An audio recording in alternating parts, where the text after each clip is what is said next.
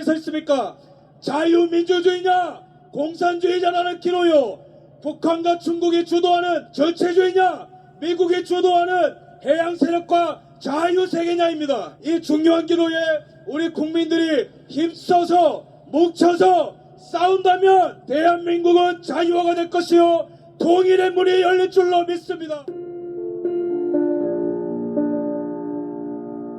국민 여러분, 새해 좋은 꿈 많이 꾸셨습니까? 을사년 새해에는 정말 기쁜 일 많으시길 바랍니다. 저는 작년 12월 14일 탄핵 소추되고 나서 혼자 생각하는 시간을 많이 갖게 됐습니다.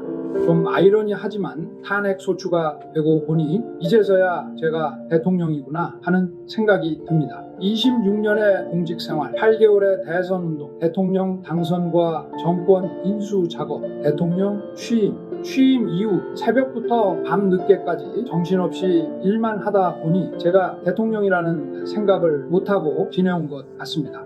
공직 인사, 선거 공약과 국정과제, 현안과 위기관리 등 외교, 안보, 경제, 사회 문제를 정말 치열하게 고민하고 토론하고 어려운 결정을 해야 하는 일이 많았습니다. 저는 학창 시절부터 능력은 노력이라는 생각을 가지고 살아왔기에 무조건 열심히 치열하게 일해왔습니다. 대통령답게 권위도 갖고 휴식도 취하고 하라고 조언하는 분도 많이 계셨지만 취임 이후 나라 안팎의 사정이 녹록치 않았습니다. 글로벌 안보 및 공급망 위기, 고물가, 고금리, 고환율의 외생적 경제 위기가 닥쳐왔습니다. 지난 정부의 포퓰리즘 정책에 따른 국가 채무의 폭발적 증가, 부동산 정책 실패에 따른 영끌 가계대출 문제, 소주성 정책에 의한 최저임금 인상 등으로 자영업자와 소상공인, 중소기업의 경영 악화와 대출금 문제 등은 경제 위기를 극복해 나가는데 어려움을 더하였습니다. 하지만 국민 여러분께서 어려운 여건에도 저와 정부를 믿고 따라주신 덕분에 차근차근 현안과 위기를 풀어갈 수 있었습니다. 징벌적 과세 정책을 폐기하고 시장 원리에 충실하게 부동산 정책을 펴온 결과 주택 가격을 안정적으로 관리하고 글로벌 중추국가 외교와 경제를 연결하여 해외 시장을 배척하고 수출에 노력한 결과 지난해 역대 최대 수출 실적을 달성하고 우리보다 인구가 2.5배 많은 일본을 거의 따라갔습니다. 1인당 GDP는 지난해 일본을 추월했고요. 한미 동맹의 핵 기반 업그레이드와 포괄적 전략 동맹 강화 그리고 한일 관계 정상화를 통한 한미일 3국 협력 체계는 우리 경제의 대외신 인도를 든든하게 뒷받침해 주었습니다. 요새는 안보와 경제 그리고 사회 개혁을 위해 이리 뛰고 저리 뛴 지난 2년 반의 시간이 파노라마처럼 스쳐갑니다. 좀 더 현명하게 경청하면서 잘 했어야 했는데 하는 후회도 많이 듭니다. 지난 대선 기간 그리고 취임 후 2년 반의 시간을 돌이켜보면 부족한 저를 믿고 응원해주신 국민 한 분 한 분의 얼굴이 떠오르고 지친 몸을 끌고 새벽 일을 시작하시는 분들, 추운 아침 미래를 준비하기 위해 책가방을 둘러매고 나가는 학생들, 어려운 여건에서 아프고 불편한 몸으로 고생하시는 분들 생각이 많이 납니다.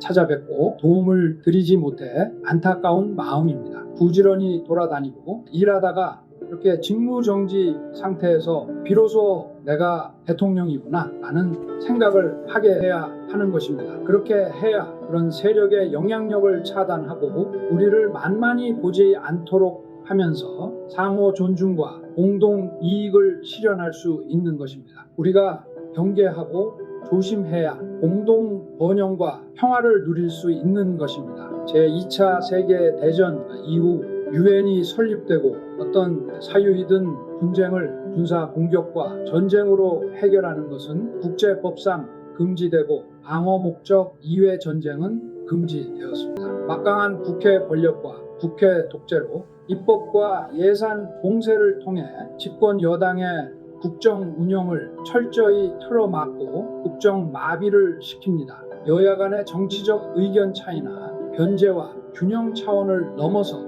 반국가적인 국익포기 강요와 국정 마비, 헌정 질서 붕괴를 밀어붙입니다. 이건 남의 나라 이야기가 아닙니다. 바로 대한민국의 현실입니다. 어떤 정치 세력이라도 유권자의 눈치를 보게 되어 있어 무도한 패악을 계속하기 어렵지만 선거 조작으로 언제든 국회 의석을 계획한 대로 차지할 수 있다든가 행정권을 접수할 수 있다고 자신한다면 못할 일이 뭐가 있겠습니까? 우리나라 선거에서 부정선거의 증거는 너무나 많습니다. 이를 가능하게 하는 선관위의 엉터리 시스템도 다 드러났습니다. 특정인을 지목해서 부정선거를 처벌할 증거가 부족하다 하여 부정선거를 음모론으로 일축할 수 없습니다. 칼에 찔려 사망한 시신이 다수 발견됐는데 살인범을 특정하지 못했다 하여 살인사건이 없었고 정상적인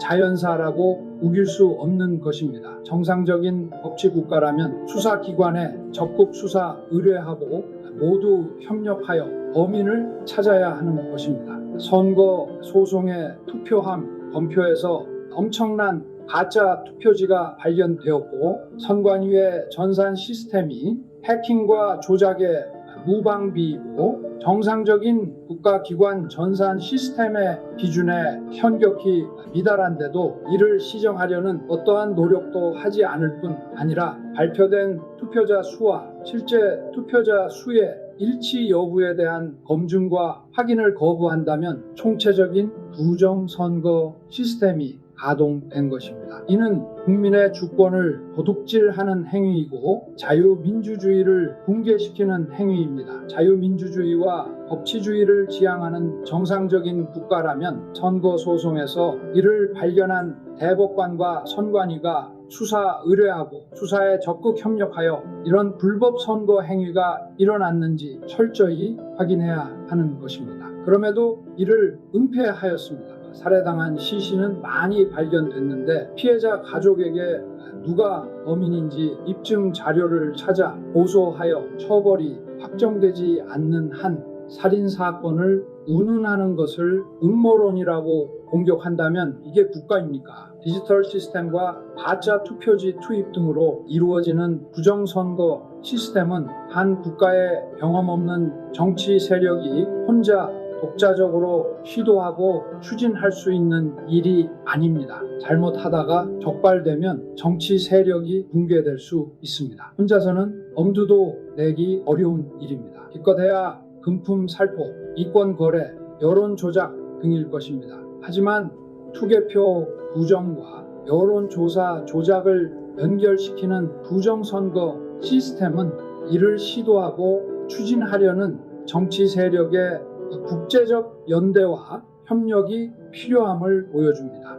투개표 부정선거 시스템은 특정 정치 세력이 장악한 여론조사 시스템과 선관위의 확인 거부 및 은폐로 구성되는 것입니다. 살인범을 특정하지 못해서 살인사건을 음모론이라고 우기는 여론조성 역시 투개표 부정선거 시스템의 한 축을 구성합니다. 국민 여러분께서 아시는 바와 같이 이게 우리나라 현실이라면 지금 이 상황이 위기입니까? 정상입니까? 이 상황이 전시사변에 준하는 국가 비상사태입니까? 아닙니까? 전시와 사변은 우리 국토 공간 위에서 벌어지는 물리적인 상황, 즉 하드웨어의 위기 상황이라면 지금 우리의 현실은 우리나라의 운영 시스템과 소프트웨어의 위기 상황인 것입니다. 헌법 66조는 대통령은 국가 원수로서 국가를 대표하며 국가의 독립, 영토의 보전, 국가의 계속성과 헌법을 수호할 책무를 진다고 되어 있습니다. 쉽게 말하면 대통령에게 대한민국의 하드웨어를 지키고 운영체계와 소프트웨어를 수호하라는 책무를 부여한 것입니다. 거대 야당이 국회 독재를 통해 입법과 예산을 뭉쇄하여 국정을 마비시키고 유연적인 법률과 국익에 반하는 비정상적인 법률을 남발하여 정부에 대한 불만과 국론 분열을 조장하고 수십 차례의 줄 탄핵으로 잘못 없는 고위 공직자들의 직무를 정지시키고 심지어는 자신들의 비리를 수사하고 감사하는 검사와 감사원장까지 탄핵하고 자신들의 비리를 덮는 방탄 입법을 마구잡이로 추진하는 상황은 대한민국 운영체계의 망국적 위기로서 대통령은 이 운영체계를 지켜낼 책무가 있습니다. 저는 헌법기관인 감사원장까지 탄핵하여 같은 헌법기관인 헌법재판소의 법정에 세우려는 것을 보고 헌법 수호 책무를 이행하기 위한 비상조치가 필요하다고 생각하였습니다. 거대 야당의 일련의 행위가 전시사변에 준하는 국가 비상사태라고 판단하고 대통령에게 독점적 배타적으로 부여된 비상계엄 권한을 행사하기로 한 것입니다. 계엄은 과거에는 전쟁을 대비하기 위한 것에 국한되는 것이었지만 우리 헌법은 이에 준하는 국가 비상사태라고 규정하여 전쟁 이외의 다양한 국가 위기 상황을 계엄령 발동 상황으로 예상하고 있습니다. 국가 위기 상황에서 자유민주 국가의 대통령이 가장 먼저 해야 할 일은 주권자인 국민들에게 국가 위기 상황을 알리고 이를 극복하기 위해 힘쓰자는 호소를 하는 것입니다. 국가 위기 상황을 군과 독재적 행정력만으로 돌파할 것이 아니라 주권자인 국민과 상황을 공유하고 국민의 협조를 받아 돌파해야 하는 것입니다. 계엄이라는 말이 상황의 엄중함을 알리고 경계한다는 뜻이 아니겠습니까? 저는 우리나라의 자유민주주의와 국민주권이 위기 상황임을 잘 인식하지 못하고 계신 국민들께 상황의 위급함을 알리고 주권자인 국민들이 눈을 부릅뜨고 국회 독재 망국적 폐악을 감시 비판하게 함으로써 자유민주주의와 헌법 질서를 지키려 하였습니다. 그래서 국방부 장관에게 국회 독재를 알리고 질서 유지를 하기 위해 그리고 부정선거 가동 시스템을 국민들께 제대로 알리고 진상을 파악하기 위해 필요 최소한의 병력 투입을 지시하였고 국회 280명, 선관위에 290명의 병력이 투입된 것입니다. 국회에 투입된 280명의 병력은 국회 마당에 대기해 있다가 그리고 선관위에 투입된 병력은 수십 명의 디지털 요원만 내부 시스템에 접근하고 나머지는 외부에 대기해 있다가 계엄 선포 2시간 30분 만에 국회에 계엄 해제 요구 의결이 있자 즉각 철수하였고 아무런 사상자나 피해 없이 평화롭게 마무리되었습니다. 국민 여러분, 계엄은 범죄가 아닙니다. 계엄은 국가 위기를 극복하기 위한 대통령의 권한 행사입니다. 그렇기 때문에 대통령의 권한 행사를 보좌하기 위해 합동참모본부에 계엄과가 있는 것입니다. 계엄이 곧 내란이라는 내란몰이 프레임 공세로 저도 탄핵 소추되었고 이를 준비하고 실행한 국방부 장관과 군 관계자들이 지금 구속되어 있습니다. 참으로 어이없는 일입니다. 병력 투입 시간이 불과 2시간인데 2시간짜리 내란이 있습니까? 방송으로 전 세계, 전 국민에게 시작한다고 내란죄가 도저히 성립될 수 없으니 당연한 조치를 한 것입니다. 그런데 내란몰이로 탄핵 소추를 해놓고 재판에 가서 내란을 뺀다면 사기 탄핵, 사기 소추 아닙니까? 탄핵 소추 이후의 상황을 보아도 그 오랜 세월 민주화 운동을 했다고 자부하는 정치인들이 맞나 싶습니다. 하지만 최근 많은 국민들과 청년들이 우리나라의 위기 상황을 인식하고 주권자로서 권리와 책임의식을 가지게 된 것을 보고 있으면 국민들께 국가위기 상황을 알리고 호소하길 잘했다고 생각되고 국민들께 깊은 감사를 느끼게 됩니다. 저는 대통령에 출마할 때부터 우리나라의 대통령이라는 자리가 영광의 길이 아니라 형극의 길이라는 사실을 잘 알고 있었습니다. 하지만 이 나라의 자유민주주의를 반듯 무단 침입하여 대통령 경호관을 영장 집행 방해로 현행범 체포하겠다고 나서는 작금의 사법 현실을 보면서 제가 26년 동안 경험한 법조계가 이런 건지 어처구니가 없습니다. 자유민주주의를 경시하는 사람들이 권력의 활자루를 쥐면 어떤 짓을 하는지 우리나라가 지금 심각한 망국의 위기 상황이라는 제 판단이 틀리지 않았다는 씁쓸한 확신이 들게 됩니다. 자유민주주의와 법치는 동전의 양면입니다. 자유민주주의를 실현하는 법치는 형식적 법치, 꼼수 부리는 법치가 아닙니다. 이런 법치는 인민민주주의, 독재, 전체주의 국가에서 자유를 억압하기 위해 악용되는 법치입니다. 법은 자유민주주의 헌법 정신을 실현하기 위해 만들어져야 하고, 일단 만들어진 법은 다수결의 지배가 아니라 소수자 보호와 개인 권익 보호에 철저를 기해야 하는 것입니다. 우리나라 좌파 운동권도 자신들이 주류가 아닐 때는 이러한 법치주의의 보호에 기대해 왔지만 국회 절대 다수 의석을 차지한 다음에는 실질적 법치보다 다수결의 민주가 우선하며 법치 국가적 통제보다 민주적 통제를 앞세우고 있습니다. 저는 검찰총장 시절 민주당 정권의 이런 무법적 폐악을 제대로 겪었습니다. 이렇게 되면 법률가, 법조인은 정치 권력의 하수인으로 전락하는 것입니다. 하지만 국민 여러분, 힘내십시오.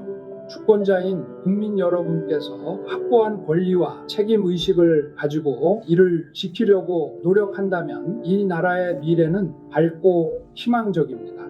국민 여러분, 감사합니다.